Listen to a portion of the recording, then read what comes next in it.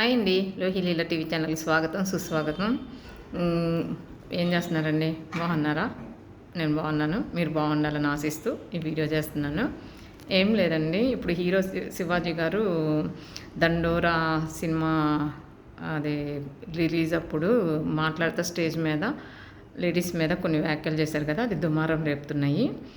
అంటే స్త్రీలు ప్రకృతితో సమానము అని చెప్పి వాళ్ళ మీద ఏం చెప్పారంటే చేతులు ఫుల్గా అంటే ఒక హాఫ్ వరకు కొద్దిగా హ్యాండ్స్ పైకి వేయద్దు, బట్టలు చీర కట్టుకుంటేనే హుందాగా ఉంటుంది, ఇంకా అది మనం అనకూడదండి, కనిపించేటట్టు డ్రెస్సులు వేసుకోవద్దు అని చెప్పి అవి ఘాటుగా అన్నారు. కానీ ఆయన చేసిన పొరపాటు ఏంటంటే ఆయన చెప్పిన విధానం కరెక్టే. సారీ ఆయన చెప్పిన విధానం కరెక్ట్ కాదు, చెప్పిన ఉద్దేశం కరెక్టు. కానీ ఆ మాటలు హార్ష్గా ఉన్నాయి. మళ్ళీ చూసిన వాళ్ళు కూడా తిట్టుకుంటారు లోపల అని. అదైతే నిజమే.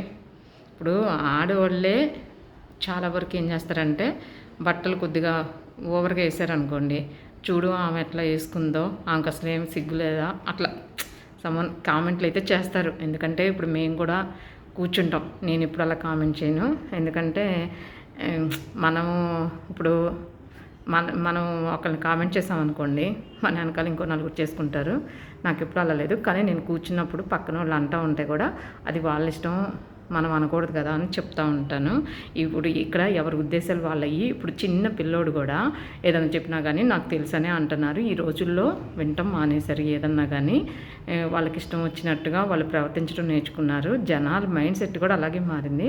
ఇప్పుడు ఏదన్నా తప్పు జరుగుతుందనుకోండి, వాళ్ళ కర్మ అలా చేస్తున్నారు అని చెప్పి అలా రాసిందని అంటారు, కానీ తప్పుని తొందరగా ఖండించరు. అదే మంచిని విమర్శించమనండి, గన్ షాట్గా దూసుకొని వస్తారు. జనాల మైండ్ సెట్లు కూడా రావాలి. ఇప్పుడు నీకేంటమ్మా అన్నిట్లో దూరి మాట్లాడుతున్నావని మీకు అనిపించచ్చు.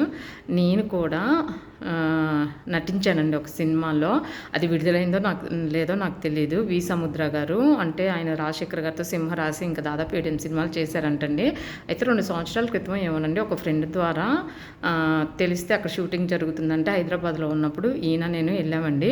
మేమిద్దరం గ్యాలరీలో కూర్చున్నాము. అది షూట్ అయింది. తర్వాత నాకు ఒక్క డైలాగ్ ఇచ్చారు. నేను ఏమన్నానంటే, నాకు డబ్బులేమి వద్దు, నాకు షూటింగ్ ఇస్తే చాలు, ఏదన్నా ఒక డైలాగ్ ఉన్నది అంటే కొద్దిగా ఫస్ట్లో అయితే 4-5 డైలాగులు ఇచ్చారండి. తర్వాత ఏం చేశారంటే అది కట్ చేసేసి ఒక డైలాగ్ ఇచ్చారు. ఏంటంటే ఇప్పుడు లాయర్లు, ఇప్పుడు దాంట్లో హీరో ఏంటంటే వరదరాజులు గారు, హీరో నిక్ నేమ్, దాంట్లో నేము పాత్ర పేరు. ఆయన ఏ కేసు తీసుకున్నా కూడా చాలా బాగా గెలుస్తారనమాట అవతల వాళ్ళ మీద. తనకైతే ఏంటంటే మంచిగా వాదించకుండా చెడ్డోళ్ళ వైపు నుంచొని వాదిస్తారనమాట. ఒక అమ్మాయికి ఎక్కడో మొత్తానికి అన్యాయం జరుగుతూ ఉంటుంది. అయితే ఇప్పుడు లాయర్లు అందరం గ్రూప్గా కూర్చుంటాము. ఇప్పుడు మెయిన్ సీనియర్ లాయర్ ఉంటారు కదా, ఆయన్ని నేను అడగాలన్నమాట, వరదరాజుల గారిని ఎదుర్కొని మీరు ఆ అమ్మాయికి న్యాయం చేయగలుగుతారా అని. ఆ సీన్ ఒకటి లాయర్ పాత్ర. మరి అది విడుదలైందో లేదో కూడా నేను చూసుకోలేదండి. ఎందుకంటే తర్వాత మేము ఇల్లు తీసుకోవటము హైదరాబాద్లో, తర్వాత పాప పెళ్ళి, ఇంక తర్వాత కొన్ని సమస్యలు అలాగా ఇంకా నేను అసలు అది విడుదలైందో లేదో పట్టించుకోలేదు.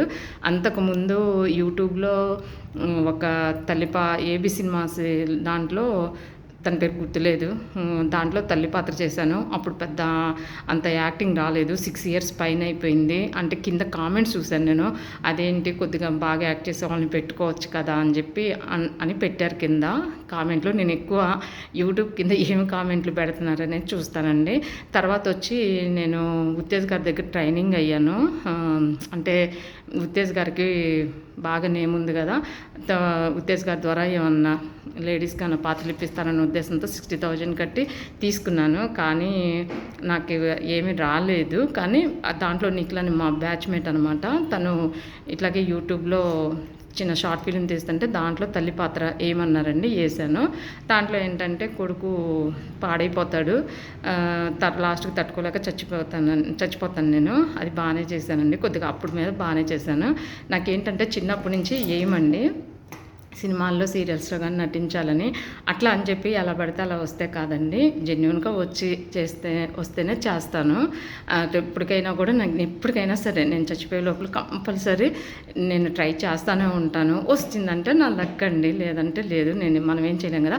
ఇంకా కొన్ని 4, 5 చేశాను. కానీ అయన్నీ కూడా షూటింగ్ అయిపోయి ఆగిపోయినాయి. ఇంకా బాగా నేను చెయ్యాలండి.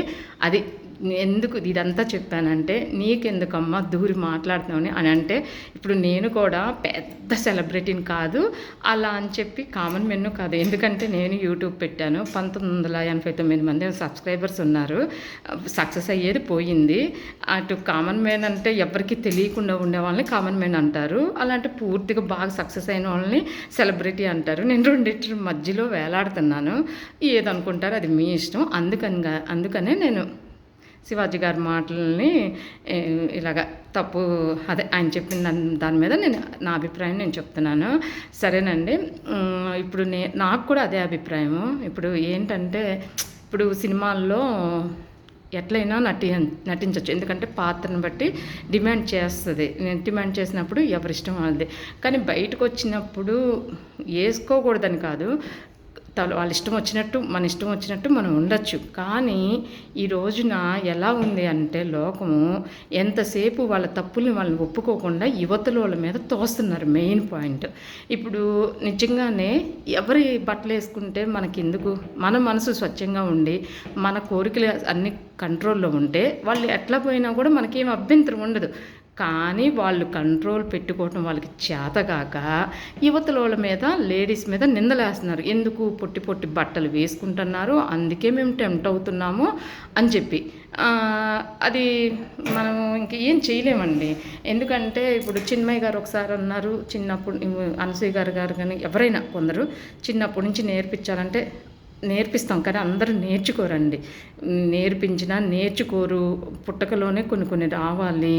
ఇప్పుడు చెప్తాము ఇట్లా చేయొద్దు అట్లా చేయొద్దని. కానీ 18 ఏళ్ళు 20 ఏళ్ళు దాటిన తర్వాత ఫ్రీనెస్ వచ్చేస్తుంది వాళ్ళకి. బయటికి వెళ్తారు. ఏం చేస్తున్నారని ఎంత కుక్క కాపలా కాసినా కూడా ఒక్కోసారి మనకి చిక్కరు. కాబట్టి వాటిని కంట్రోల్ చేయడం అనేది మనం ఏమి చేయలేము. అంటే తెలిస్తే చేయగలుగుతాం. ఇప్పుడు మాలో చుట్టాల్లో ఒక పసిపాపని 7 ఇయర్స్ పాపని ఒక్కడు చంపేశాడండి పాపం. రేప్ చేసి చంపేస్తే జైల్లో పెట్టారు. వాడు మళ్ళీ రిటర్న్ వచ్చి తల్లిని కూడా చంపేశాడు, జైలుకి వెళ్ళాడు. ఇప్పుడు ఆ పాప ఏం చేసిందండి, అలాగా జరుగుతున్నాయి. సుమన్ గారు కూడా ఒకసారి నేను విన్నానండి ఆయన నోటి మాట నుంచి, లేడీస్ బట్టలు నిండుగా వేసుకోండి అని. సరే మనం కూడా ఎందుకు ఒక మాట అనిపించుకోవాలి, ఎందుకంటే మనం కూడా జాగ్రత్తగా ఉంటే సరిపోతుంది కదా. సరే మన ఇష్టము కాదంటలేదు, కానీ మనం కూడా ఆజ్యం ఎందుకు పోయాలి. ఇప్పుడు మన మీద ఒక నెపం నింద వేస్తున్నారు. ఎవరేమనుకుంటే ఏంటి, మన ఇష్టం వచ్చినట్టు బట్టలు వేసుకుంటామంటే అట్లా కాదు కదా. మీ వల్లే తప్పులు జరుగుతున్నాయి అన్నట్టుగా మాట్లాడుతున్నారు.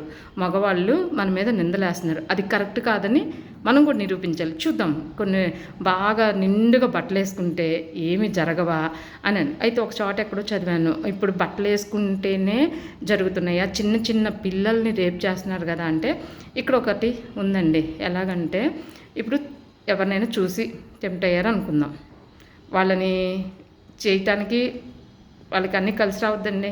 ఇప్పుడు సపోజ్ ఒక హీరోయిన్ మీద కోరుకుంది అనుకుందాం, ఎలా వెళ్ళగలుగుతారు, వెళ్ళలేరు, రీచ్ అవ్వలేరు. ముందు మెయిన్ ఆ కోరికని నాకు తెలిసి ఎక్కడన్నా ఇలాంటి వాళ్ళ మీద, అంటే వాళ్ళకి ఎక్కడ దొరికితే అక్కడ ఇంకా సిగ్గు లజ్జ అంటే అన్నీ వదిలేసి, అది పసిపిల్లలైనా కానివ్వండి, ఎవరైనా కానివ్వండి, వాళ్ళ కోరిక తీరితే చాలు అనే థాట్లో ఉంటున్నారేమో మనకు తెలియదు. ఇప్పుడు అంతే కదా. ఇప్పుడు కోరికలు అనేవి ఎవరైనా కంట్రోల్ చేసుకుంటే ఉంటాయి, లేదు దాని పరిధి దాటి అలా చేస్తున్నారు. కాబట్టి మనం కూడా జాగ్రత్తగా ఉందామని చెప్పి నేను చెప్తున్నానండి. ఇప్పుడు నాకు కూడా పాత్రలు కొన్ని వచ్చినాయి. ఒకసారి అయితే మాకు ఇట్లా తల్లి పాత్రకు అడిగిన తర్వాత నేను ఫొటోస్ పెట్టమంటే శారీస్ ఫొటోస్ పెట్టాను. అలా కాదు, పార్ష్గా ఉండాలి, అమెరికా మదరు కాబట్టి శరీరం అర్థమయ్యేటట్టుగా బట్టలు టైట్ ఫిట్టింగ్లో వేసుకొని డ్రెస్సులు వేసుకొని పంపించమన్నారు. నేను ఒప్పుకోలేదండి.